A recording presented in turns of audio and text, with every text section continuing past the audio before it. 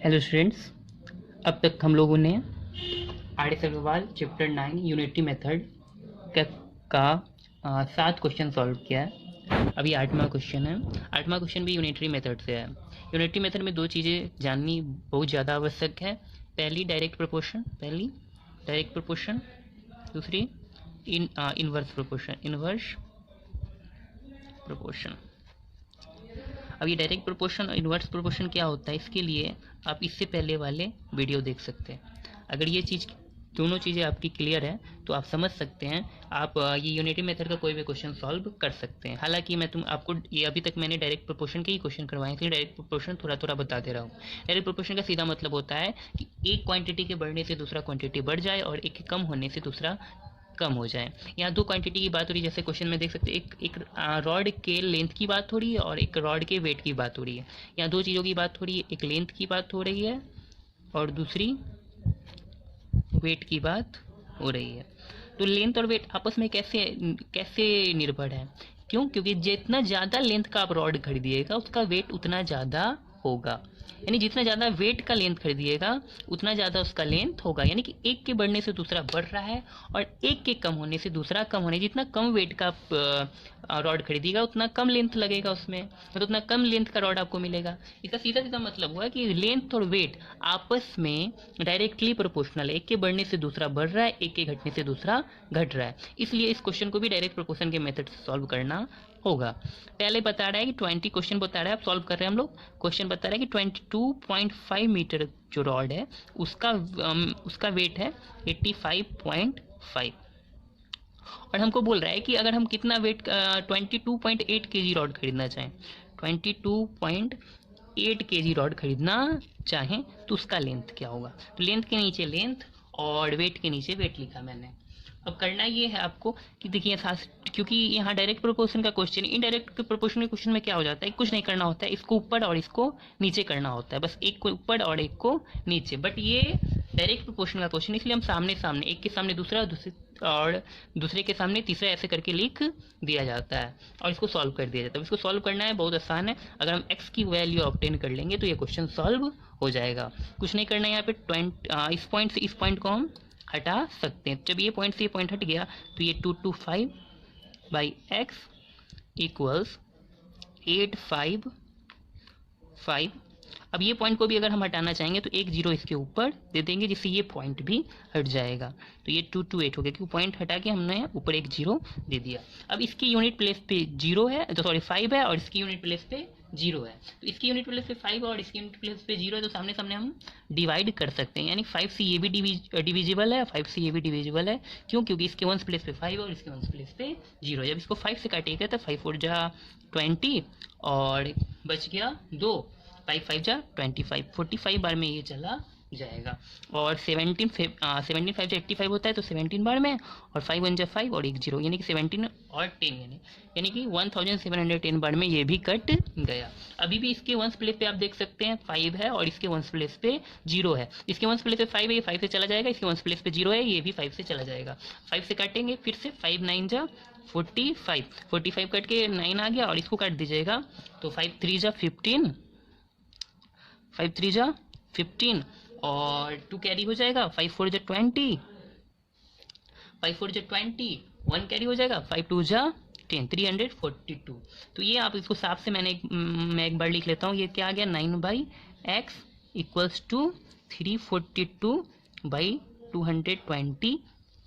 अब यहाँ देखिए ये 3 से जा रहा है और ये 3 से जा रहा है या नहीं जा रहा है, इसके लिए क्या करना होता है, इसको जोड़ के देखिए। 4 और 3 7 और 2 9, इसका पूरा एडिशन 9 आता है और 9 जो है वो 3 से डिविजिबल है, इसलिए ये नंबर भी 3 से डिविजिबल होगा। इसलिए हम इसको भी 3 3 जा 9 काट देते हैं और इसको काट देते हैं 3 1 जा 3। मैंने 3 से काट रहा हूँ दोनों को, 3 1 जा 3 और ये 3 1 जा 3 और 4 114 बार में ये चला गया। तो ये फिर से एक बार साफ साफ लिख देता हूँ, 3/x इक्वल टू 114/228 आया। 114 2 जा 228 हुआ कि नहीं होगा, क्योंकि 100 2 जा 200 और 14 2 या 28, यानी कि 114 से ये 228 दो बार में कट जाएगा। अब हमको x का वैल्यू ऑब्टेन करना है, तो x को 1 से मल्टीप्लाई कर देंगे x और 3 को 2 से कर देंगे तो 3 2 जा 6 मीटर मेरा आंसर निकल के आ गया। हेलो स्टूडेंट्स, ये question RS Agarwal chapter number 9 unitary method का है। क्वेश्चन नंबर 9 ही है। यहाँ भी ये क्वेश्चन डायरेक्ट प्रोपोर्शन का है। डायरेक्ट प्रोपोर्शन का क्वेश्चन क्या होता है, जब एक क्वांटिटी के बढ़ने से दूसरा बढ़ जाए और एक के कम होने से दूसरा कम हो जाए तो वो डायरेक्ट प्रोपोर्शन में आता है। यानी कि जितना ज़्यादा यहाँ पे दो चीज़ों की बात हो रही है, यहाँ पे सीट्स ऑफ पेपर की बात हो रही है और दूसरा यहाँ पे बात हो रही है वेट की। यानी कि जितना ज़्यादा सीट्स ऑफ पेपर होंगे मेरे पास, उसका वेट उतना ज़्यादा होगा। यानी कि जितना एक के बढ़ने से दूसरा बढ़ रहा है और एक के कम होने से दूसरा कम हो रहा है। तो ये डायरेक्ट प्रोपोर्शन का क्वेश्चन है। और डायरेक्ट प्रोपोर्शन का क्वेश्चन क्या होता है, इसे पहले वाले वीडियो में मैंने बताया है, वो ज़रूर देखें। तो यहाँ सीधा सादा बता रहा है कि 6 सीट्स का वेट जो है 162 ग्राम है। ठीक है, और हमसे पूछा जा रहा है कि मतलब ये इतना, यानी कि 13.5 kg सीट्स का मतलब वेट में कितना सीट्स हो जाएगा।